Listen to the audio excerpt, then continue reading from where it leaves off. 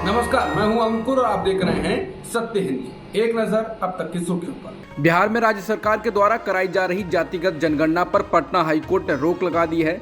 इस मसले पर कोर्ट अगली सुनवाई 3 जुलाई को करेगा। हाईकोर्ट की रोक के बाद बिहार में सियासत तेज हो गई है। इस मसले पर लालू प्रसाद की तरफ से बयान आया है। उन्होंने कहा है कि बिहार में जातिगत जनगणना होकर रहेगी। लालू प्रसाद ने ट्वीट में लिखा, जातिगत जनगणना बहुसंख्यक जनता की मांग है और ये होकर रहेगा। भारतीय जनता पार्टी बहुसंख्यक पिछड़े हिंदुओं की गणना से डरती क्यों है? जो जातीय जनगणना का विरोधी है वह समता, मानवता, समानता का विरोधी एवं ऊंच नीच, गरीबी, बेरोजगारी, पिछड़ेपन, सामाजिक व आर्थिक भेदभाव का समर्थक है। देश की जनता जातिगत जनगणना पर बीजेपी की कुटिल चाल और चालाकी को समझ चुकी है। इस मसले पर लालू के अलावा बिहार के उप मुख्यमंत्री तेजस्वी यादव ने भी प्रतिक्रिया व्यक्त की है। तेजस्वी ने कहा कि जाति आधारित गणना को लोगों के हित के लिए है। इस सर्वे की मांग भी जनता की थी। इस सर्वे से फायदा होता, गरीबी दूर करने, पिछड़ेपन को दूर करने और समाज के अंतिम पायदान तक सरकार की योजनाओं का लाभ पहुंचाने में मदद मिलती। लोगों की आर्थिक स्थिति क्या है ये भी शामिल किया गया था। ये सर्वे विशेष जाति को लेकर नहीं था, ये तो सबके लिए था।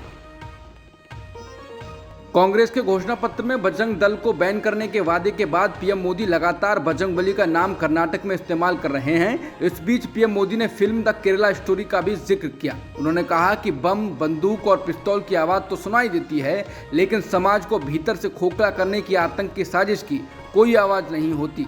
कर्नाटक के बल्लारी में एक जनसभा को संबोधित करते हुए पीएम मोदी ने कहा कि ऐसी ही आतंकी साजिश पर बनी फिल्म द केरला स्टोरी की इन दिनों काफ़ी चर्चा है। कहते हैं केरला स्टोरी सिर्फ एक राज्य में हुई आतंकी साजिशों पर आधारित है। देश का इतना खूबसूरत राज्य जहां के लोग इतने परिश्रमी और प्रतिभाशाली होते हैं, उस केरला में चल रही आतंकी साजिश का खुलासा इस फिल्म में किया गया है। इस सिनेमा का भी कांग्रेस ने विरोध किया। पीएम मोदी ने कहा कि देश का दुर्भाग्य देखिए कि कांग्रेस आज समाज को तहस नहस करने वाली इस आतंकी प्रवृत्ति के साथ खड़ी नजर आ रही है। इतना ही नहीं, ऐसी आतंकी प्रवृत्ति वालों से कांग्रेस पिछले दरवाजे से राजनीतिक सौदेबाजी तक कर रही है। पहलवानों के प्रदर्शन पर पूर्व भारतीय क्रिकेटर सौरभ गांगुली ने कहा कि उन्हें अपनी लड़ाई लड़ने दें। मुझे नहीं पता कि वहां क्या हो रहा है, मैंने अभी अखबारों में पढ़ा है। खेल की दुनिया में मुझे एक बात का एहसास हुआ कि आप उन चीज़ों के बारे में बात नहीं करते हैं जिनके बारे में आपको पूरी जानकारी नहीं है। समाचार एजेंसी एएनआई की एक खबर के अनुसार बीसीसीआई के पूर्व अध्यक्ष से एक कार्यक्रम में जब पहलवानों के प्रदर्शन के बारे में पूछा गया तो उन्होंने कहा कि मेरा मानना है कि उस बारे में बात करने के लिए ये उपयुक्त मंच नहीं है, उन्हें उनकी लड़ाई लड़ने दें। उन्होंने कहा कि मैं उम्मीद करता हूं कि ये मामला जल्द सुलझ जाएगा। पहलवानों ने देश के लिए काफ़ी मेडल जीते हैं।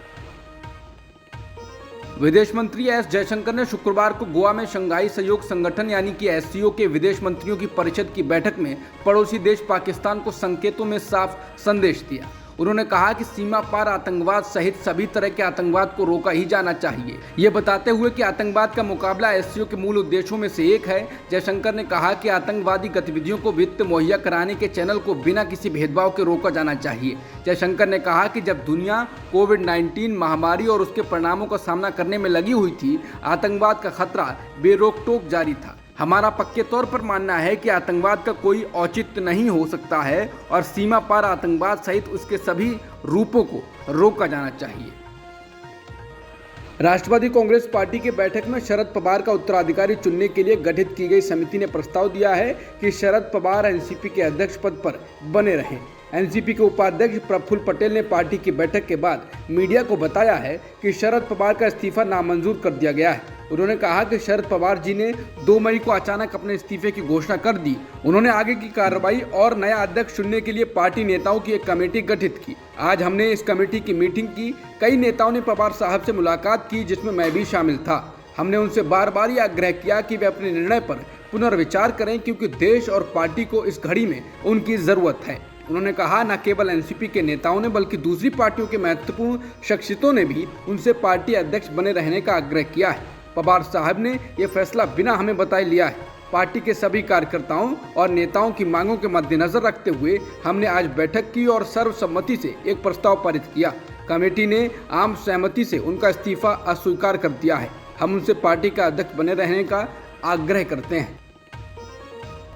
एनसीपी के अध्यक्ष पद से शरद पवार के इस्तीफे को लेकर महाराष्ट्र के पूर्व सीएम उद्धव ठाकरे ने पहली बार प्रतिक्रिया दी। उन्होंने कहा कि एनसीपी में चल रही उठापटक का एनसीपी, कांग्रेस और उनकी पार्टी के गठबंधन वाले महाविकास अघाड़ी पर कोई असर नहीं पड़ेगा। उन्होंने कहा कि एनसीपी के भीतर जो हो रहा है उसका हमारे गठबंधन पर कोई असर नहीं पड़ेगा। एमवीए की पुणे, कोल्हापुर और अमरावती में होने वाली वज्रमूठ सभा के रद्द होने की खबर गलत है। महाराष्ट्र के कई इलाकों में बढ़ते तापमान की वजह से फिलहाल एमवीए की सभा को आगे करने का निर्णय हुआ है। हम एमवीए को मजबूत करने पर काम कर रहे हैं।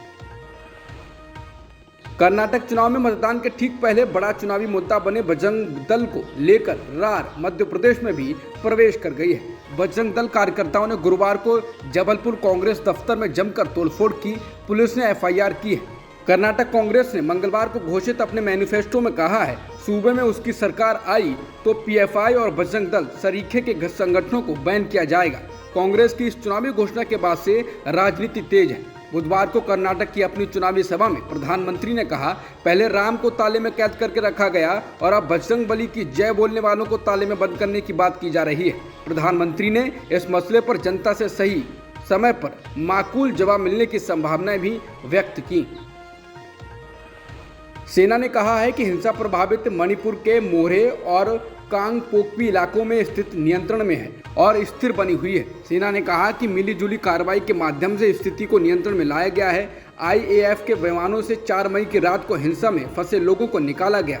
आज 5 मई की सुबह भी काफ़ी लोगों को हिंसा वाले क्षेत्रों से निकाला गया है। सेना ने कहा कि चुराचांदपुर और अन्य संवेदनशील इलाकों में फ्लैग मार्च अभी भी जारी है। वहीं हिंसा प्रभावित इलाकों में देखते ही गोली मारने का आदेश अभी वापस नहीं हुआ है। यह आदेश कल गुरुवार को जारी हुआ था। सेना का कहना है कि निहित स्वार्थों के लिए कुछ शरारती तत्व असम राइफल्स पोस्ट पर हमले के फर्जी वीडियो और मणिपुर में सुरक्षा स्थिति पर नकली वीडियो प्रसारित कर रहे हैं। सेना ने इन पर भरोसा नहीं करने को कहा है।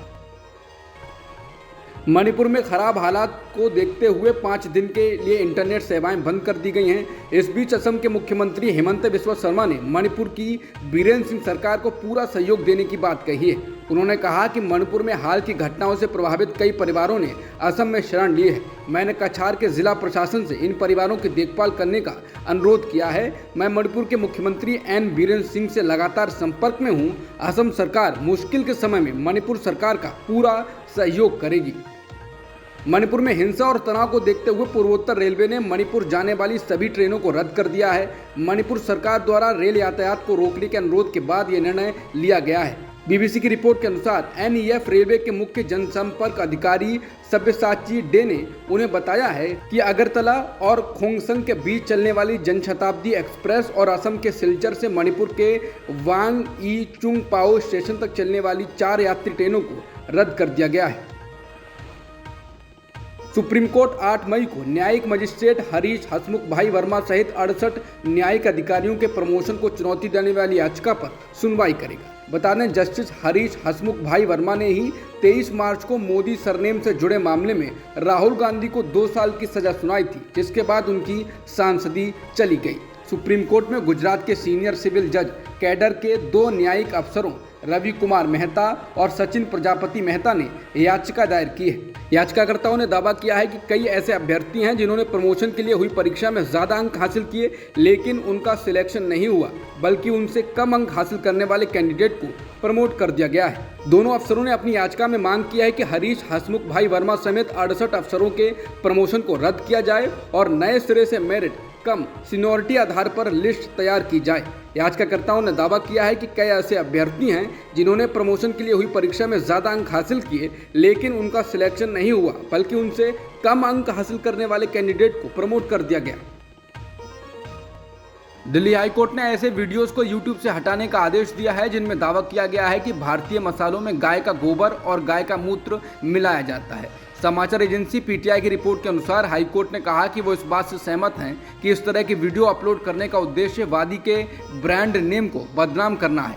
इस पर गूगल ने अदालत को बताया कि अदालत के पहले के निर्देश के आधार पर उन्होंने कार्रवाई की थी और 3 वीडियो को हटा दिया था। इससे पहले सुनवाई के पहले दिन कोर्ट ने गूगल को वीडियो हटाने और बेसिक सब्सक्राइबर की जानकारी देने का निर्देश दिया गया था। गूगल से जानकारी मिलने के बाद यूट्यूब चैनल TVR और व्यूज इन न्यूज को समन जारी किया गया। दोनों कोर्ट में पेश नहीं हुए, जिसके बाद अदालत ने एक तरफा कार्रवाई करने का फैसला किया। मसाला कंपनी ने बताया कि उन्हें ऐसे वीडियो को पता चला जिसमें दावा किया गया था कि सभी भारतीय मसालों में गौमूत्र और गोबर होते हैं। जम्मू कश्मीर के राजौरी में सुरक्षा बलों और आतंकवादियों के बीच शुक्रवार की सुबह मुठभेड़ हो गई। कश्मीर में तैनात उत्तरी कमान द्वारा दी गई जानकारी के मुताबिक राजौरी में अभियान के दौरान आतंकवादियों द्वारा किए गए एक विस्फोट में 2 सैन्यकर्मी शहीद हो गए, जबकि 4 अधिकारी घायल हुए। सुरक्षा कारणों को ध्यान में रखते हुए जिले में इंटरनेट सेवा को बंद कर दिया गया है। सेना द्वारा दिए गए बयान में बताया गया है कि ये घटना उस समय हुई जब सेना की टीम राजौरी सेक्टर के कंडी वन क्षेत्र में तलाशी अभियान चला रही थी। अमेरिका ने रूस के उस दावे को खारिज कर दिया है जिसमें उसने कहा था कि बुधवार को क्रेमलिन पर हुए हमले के पीछे मास्टरमाइंड अमेरिका है। दरअसल रूस ने बुधवार को यूक्रेन पर राष्ट्रपति व्लादिमीर पुतिन की हत्या की कोशिश करने का आरोप लगाया। रूस का दावा है कि यूक्रेन ने पुतिन की हत्या के लिए क्रेमलिन पर ड्रोन हमले किए थे और बाद में इस हमले का मास्टरमाइंड अमेरिका को बताया गया। फिर अमेरिका के रक्षा मंत्रालय के प्रवक्ता जॉन किर्बी ने इसे बेतुका दावा बताया। वहीं यूक्रेन ने कहा कि इस हमले से उसका कोई लेना देना नहीं है। यूक्रेन का कहना है कि रूस ने यह हमला खुद पर करने का ढोंग रचा है ताकि वो इस बहाने से युद्ध को तीव्र कर सके। जिस वक्त क्रेमलिन पर यह हमला हुआ उस वक्त पुतिन इमारत में मौजूद नहीं थे। अब तक की खबरों में इतना ही। बाकी खबरों के लिए बने रहिए सत्यहिंदी.com के साथ।